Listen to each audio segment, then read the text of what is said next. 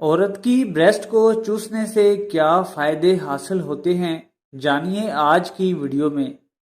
بسم اللہ الرحمن الرحیم۔ ناظرین، عورت کے پستانوں کو چوسنا ہر مرد کی خواہش ہوتی ہے اور ہر مرد کی ذات سے ان کا بہت گہرا تعلق ہوتا ہے۔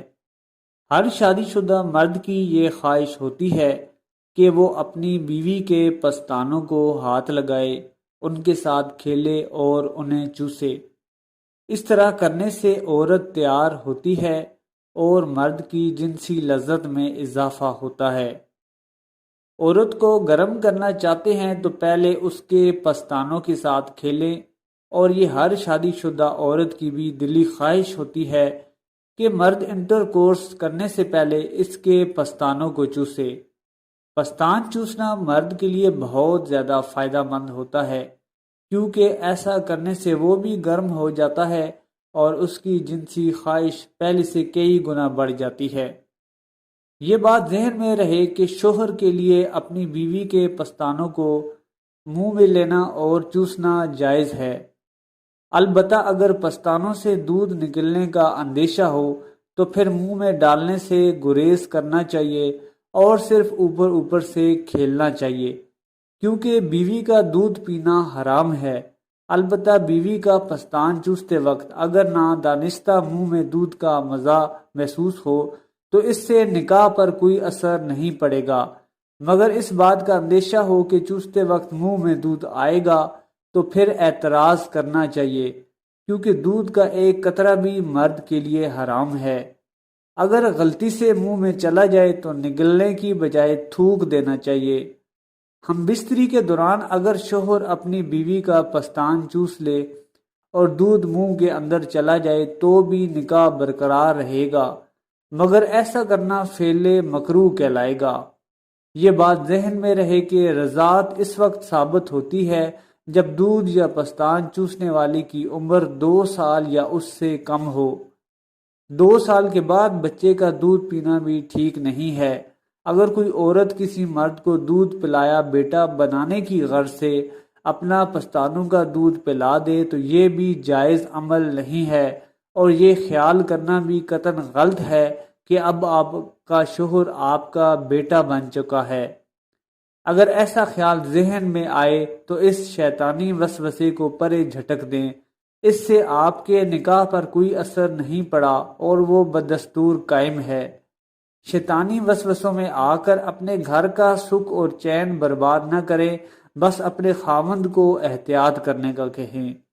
ایک سوال آیا ہے کہ عورت کا بچہ پیدا ہو کر مر گیا، اب پستان دودھ جمع ہونے کی وجہ سے درد کر رہے ہیں، تو کیا ایسی صورت میں مرد اپنی بیوی کا دودھ چوس سکتا ہے؟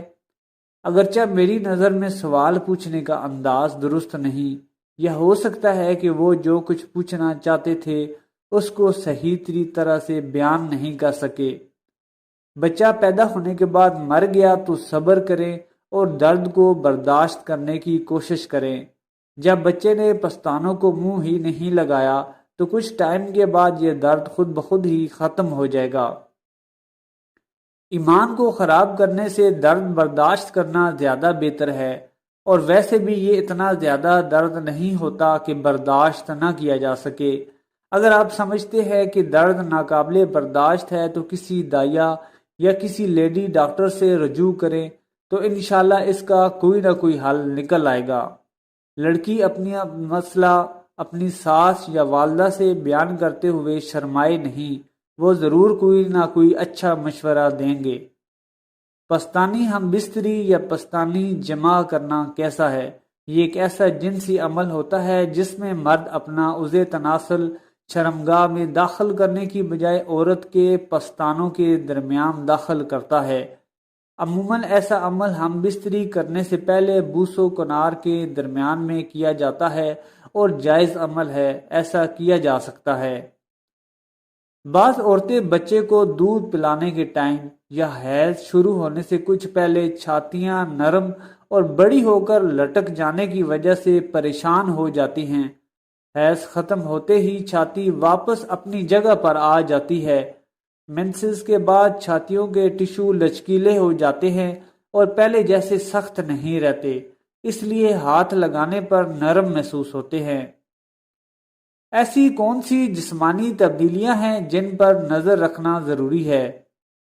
آپ اپنے کپڑے تبدیل کرتے وقت یا نہاتے ہوئے آئینے میں اپنی چھاتی کو دیکھتے ہوئے یا لیٹے ہوئے ہاتھ لگا کر محسوس کر سکتی ہیں، اور اگر پستانوں میں کوئی نمایاں تبدیلی محسوس کرتی ہیں تو فوراً ڈاکٹر سے رابطہ کریں۔ اپنے اندر آنے والی اس نمایاں تبدیلی کو سب سے زیادہ بہتر آپ خود ہی جان سکتی ہیں۔ چھاتی پہلی کیسے دکھائی دیتی تھی اور اب کیسے دکھائی دے رہی ہے؟ اگر کوئی مسئلہ محسوس کریں تو ڈاکٹر سے رجوع کرنے میں دیر نہ کریں۔